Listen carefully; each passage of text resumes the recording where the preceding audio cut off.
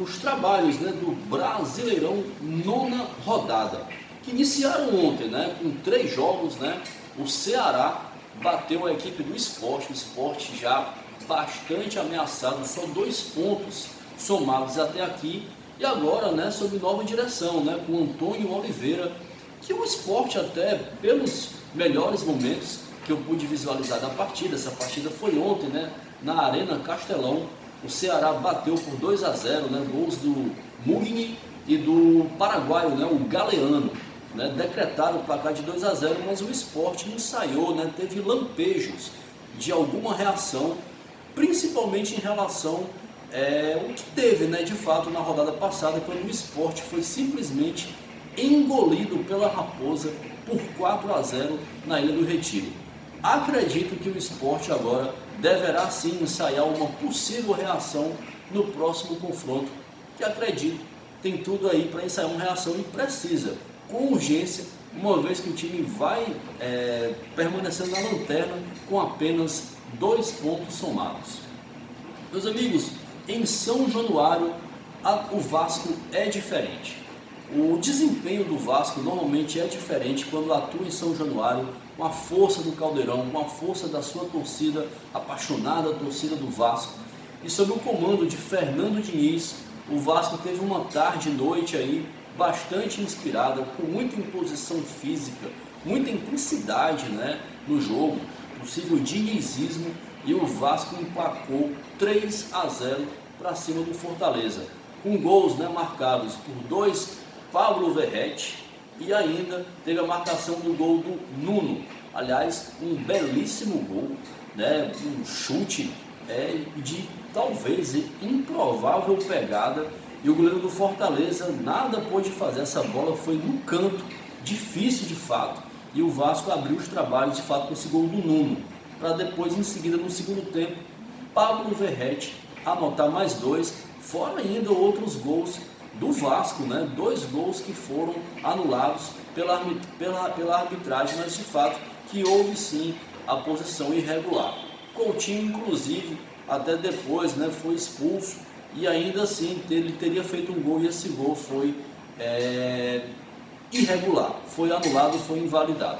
Vasco 3, Fortaleza 0, e o Vasco aí ensaiando uma nova reação no Campeonato Brasileiro. E no Morumbi, meus amigos, nós tivemos São Paulo de virada 2, Grêmio 1. O provável, o que de fato foi acabou sendo o destaque negativo da partida, foi o segundo gol, o segundo gol da vitória do São Paulo, depois de um pênalti com muitas polêmicas. Foram muitas polêmicas. Houve falta no Arboleda, houve contato físico de fato no Luciano. De fato, houve sim um contato físico, a falta aconteceu, mas é na origem da jogada, Por todas essas possibilidades, o gol aconteceu, o André Silva de fato converteu a penalidade, mas o fato é que o pênalti foi carreado de polêmicas e o Grêmio saiu na bronca com a arbitragem. Talvez com alguns sim tem seus motivos, para pleitear a justiça, para pleitear de fato marcações. O árbitro de vídeo, o VAR, mais uma vez teria sido o pivô de toda essa confusão, de mais essa polêmica na arbitragem envolvendo o futebol brasileiro. Mas o fato é que São Paulo e Grêmio não fizeram um jogo tão assim.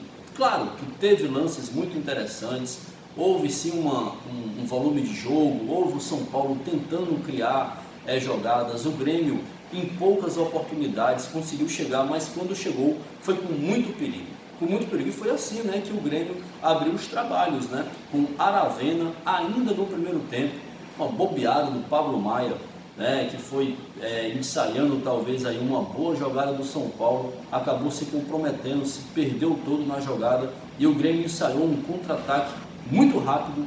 Aravena acabou batendo na saída do goleiro Rafael. São Paulo empataria com Arboleda no segundo tempo, e esse lance polêmico envolvendo a arbitragem, com o Luciano, com o Arboleda. São Paulo, como não tinha nada a ver com isso, converteu a sua cobrança e chegou à sua segunda vitória no Campeonato Brasileiro.